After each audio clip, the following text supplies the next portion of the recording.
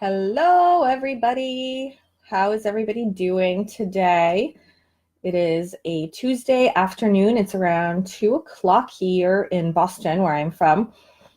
I know we have lots of people in here from all over the place. So if you're watching the replay, come on in and say replay and tell me where you're from. We had some people from Texas, New Hampshire, lots of people in Illinois. Hello, hello. People are starting to join. Go ahead if you have friends in here and invite them on this live so that way they can come and see it. I'm just going to wait a couple more minutes until other people join. So yeah, it's pretty rainy here today in Boston, kind of drizzly and ucky. How's the weather where you guys are? Hope it's nice. All right. Hey, Chris. How's it going, friend? Okay. Hi, Angela. Hi, Patricia. Okay, so I put up a poll, if you guys can see the poll in here, and it's, do you have a growth or fixed mindset?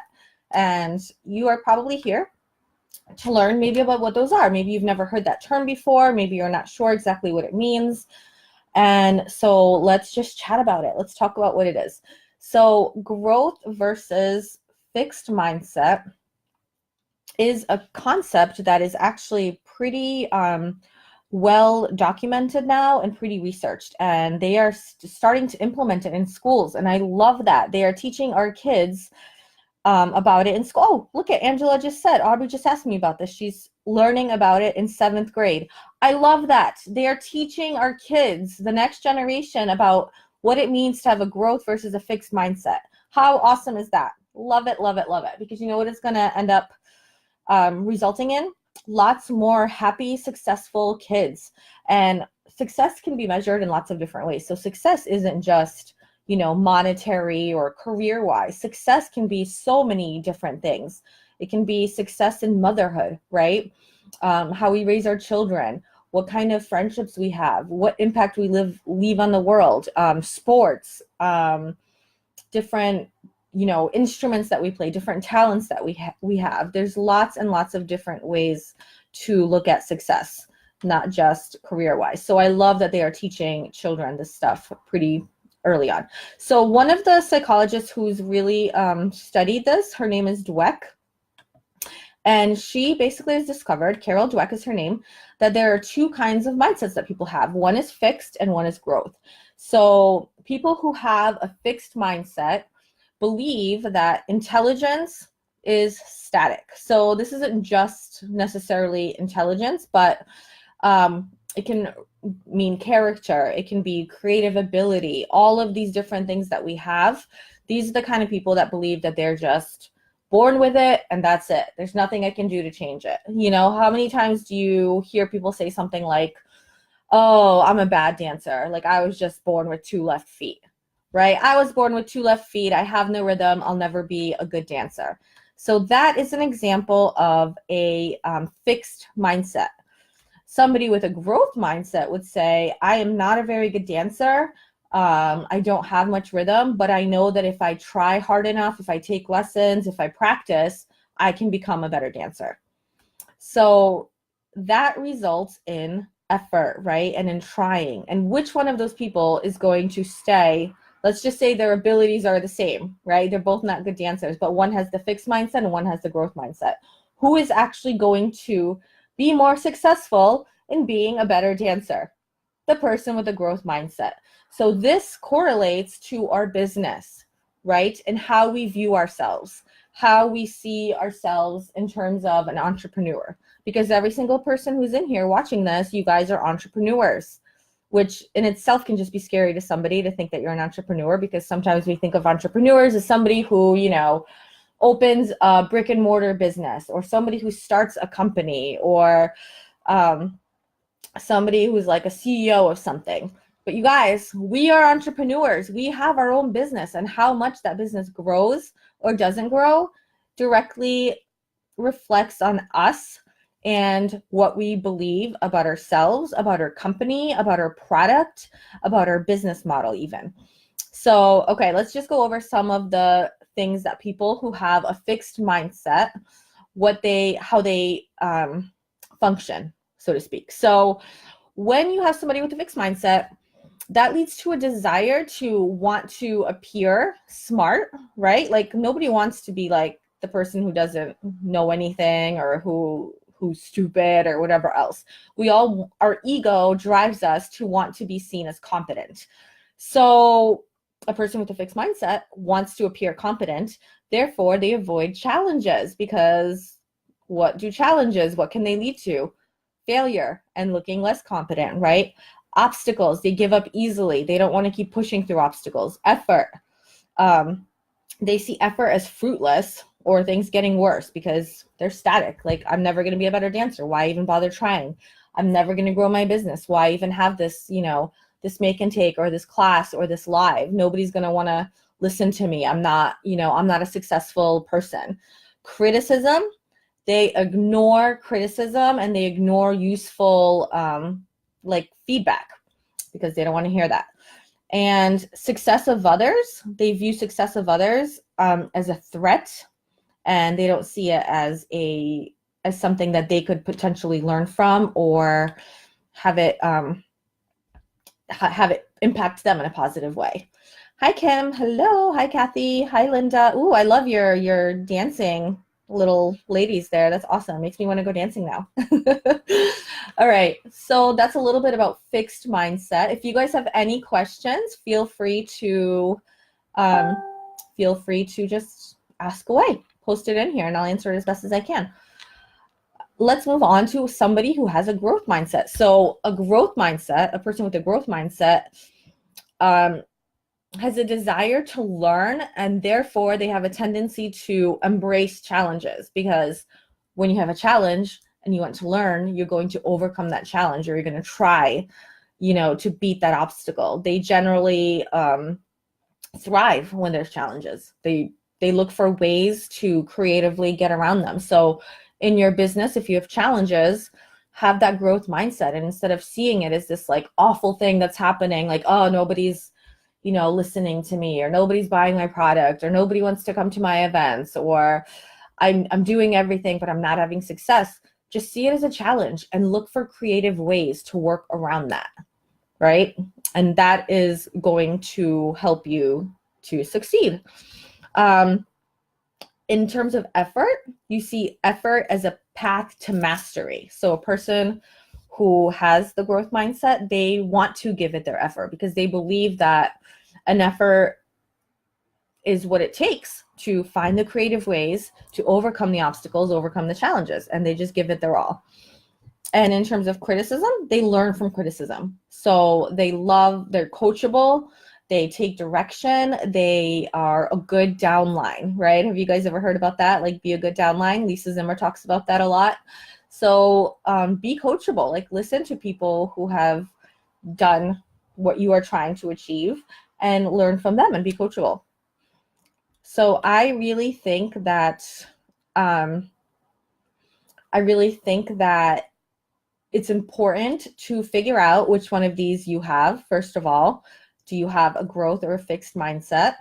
And then pay attention to it. When is it happening? When are you hearing that negative voice telling you that, oh, this is just the way you are. You're just not a good business person, or you're just not charismatic, or people don't want to listen to you, or whatever things that you're hearing that are basically telling you that that characteristic about you is static and cannot move. Write that down and then turn it into a growth mindset. So change it around into, okay, well, maybe I'm not good at closing, but I can put in effort and I can learn and I can be coachable. And this is just a challenge in my business to overcome. And I will figure out a way to get better at closing. So figure out where you're blocked in those areas and try to develop, or don't try, just do it. I hate the word try. Don't try. Just do it, guys. Just do it. Develop your growth mindset. And this is why they're teaching our children. Like Angela said, her 7th graders learning this in school. I teach this to my kids all the time when they say, oh, I'll never be this, or I'll never be that, or I'm not strong, or I'm not flexible, or whatever. And we talk about all the reasons why that's not true. And unfortunately, when we were all kids, we didn't have that kind of, I guess, learning or that information that wasn't really taught to us as much as it is now. So some of us really just have that and carry it over into our business. And yeah, it can definitely wreak havoc on our business and how much effort we put in, when we're more likely to quit, when we give up, right? So people who have the fixed mindset are definitely a lot more likely to give up quicker. So Linda has a question. One of my biggest mindset hurdles is the whole biz model of network marketing. All right. This is a big one for a lot of us. You are not alone, Linda. If you guys anybody who has, a mindset block about being in network marketing, give me some hearts.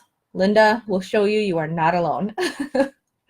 So, I could, give you my thoughts about it, but I want to ask you the question, what about it is a hurdle to you? What is it that you are, what is it that you struggle with in terms of that it's a network marketing business? Is it how people perceive you? Is it how you perceive others who are network marketing? Is it being pushy? Is it being salesy? Is it the belief that you won't be successful, that you can't make money doing it? There's a lot of different directions that you can go with that. So I would definitely want to know more information about what hurdle it is that you have about the business model of network marketing. Is it your company's structure? Is it the compensation plan? Is it the integrity? Dive deep into that and figure out exactly what it is, and then can address that issue, because it's something that definitely a lot of us struggle with. But if you believe in yourself and in your product and in your company, right, then you will be able to overcome those hurdles, because you will find, ways to basically to get around it, right? To find where the challenge is, put in the effort, and go over that obstacle, right? Like right over it. If you really, really want it, and if your why is big enough, you will find a way for sure. But you have to do the deep digging and figure out exactly, like laser focus in on what it is about network marketing that's a hurdle for you, if that makes sense. All right, I'm going to see if there's any more comments. Chris says, well, if you think about it, everything you buy has passed through numerous hands and everyone has made money on the final sale of the product. So everything is a form of network marketing. And Linda says, some of perceptions being salesy, my company's doTERRA the best. That's true. Okay, so yeah, I mean, this was a huge thing to me when overcoming network marketing as a business thing, because I was really resistant to it for a year, guys. For a year, I was like, I want nothing to do with your pyramid scheme. That was me. I was like, nothing to do with it. No, thank you. I love my products. I love my oils. I'll buy them at wholesale, but I don't want anything to do with that. So, yeah, when you think about it, everything is marketed. Everybody makes money off of it. So this Rocky Mountain tumbler, right? It's like a knockoff of Yeti, because I refuse to pay however much money people pay for. This was $9 or $8 at Walgreens. Anyway, people in Yeti are marketing geniuses, right? And they spend all this money on people in public relations and marketing, in the psychology of how people shop. They pay big, big money for now advertisements, sponsored ads on Facebook, commercials on TV, wherever they're advertising, to get their Yeti $50 tumbler into your hands, right? So that tumbler probably cost them $8, not even, probably $1 to make, right? But now they're spending all this extra money to market it and to get it into people. And with your company, with network marketing, they don't have that middleman. They don't have all those people that advertise, and they don't pay money in a storefront. They don't pay money in Super Bowl commercials or whatever else. They pay us. We are their advertisers. We are the ones who are out there by word of mouth spreading the word about how awesome these products are. And it's the best form of sales, in my opinion, because when you want to buy something, you're going to ask your friends, right? Like when I was having my kids, like, sure, I looked online and I went to stores and I looked at all the million products that were out there. But when I really wanted a stroller, I was like, hey, you had a kid. What stroller was your favorite and why? And they told me. And guess what? I bought the stroller that I trusted my friends who had that stroller before. So that's why network marketing works and is a brilliant business model, because people trust you. And the more, trustworthy you are, the more authentic you are, the more honest you are, the more people are going to come to you.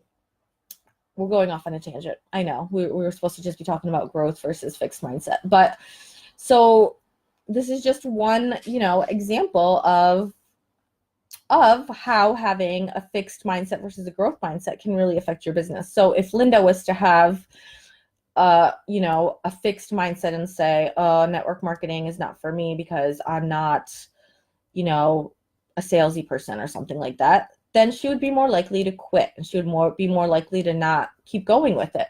But if she can see it, in a different light, in a different way, and say like, no, like I'm doing, I have a gift to share with others. I have this amazing gift in these products that I wholeheartedly believe in. So her company is doTERRA. So she uses essential oils. And she, she has this product and she's like, this can change your life. Like you have, chronic headaches or something, and I can help you with the headaches just by giving you this.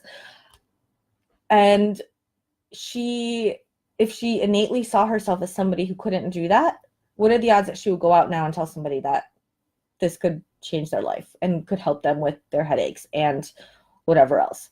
Probably not very big, right? But if you overcome that, then everything you ever wanted is just on the other side.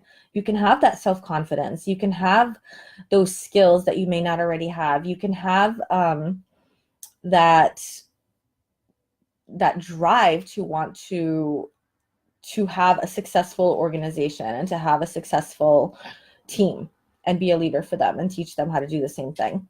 Hello, Dawn. All right. Any other questions? I know we kind of went off on a tangent a little bit, but I hope you guys learned a little bit about growth versus fixed mindset.